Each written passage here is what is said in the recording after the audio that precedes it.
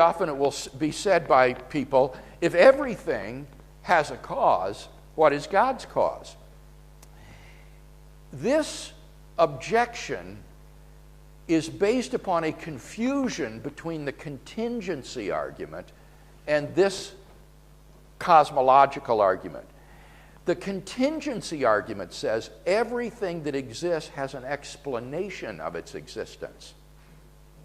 This argument says everything that begins to exist has a cause. And by conflating these two together, people have come up with the idea that everything that exists has a cause. And that's just a confusion. It's everything that begins to exist that has a cause. If something begins to exist, that means it comes into being. And given that out of nothing, nothing comes, that things can't pop into being from non-being, anything that begins to exist must have a cause. But God doesn't need to have a cause because he never came into being. He's an eternal reality. And this isn't special pleading for God. That's what the atheist has always said about the universe. Matter and energy are eternal.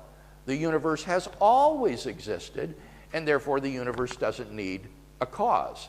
It's just that in light of premise 2, that explanation has now been called into question.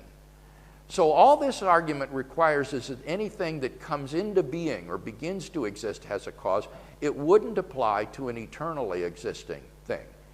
If you want to ask about eternally existing things, then go back to the contingency argument, which says that everything that exists has an explanation, either in the necessity of its own nature or in an external cause. And I think this helps to clarify again why in that first argument, the contingency argument, I differentiated between explanations and causes.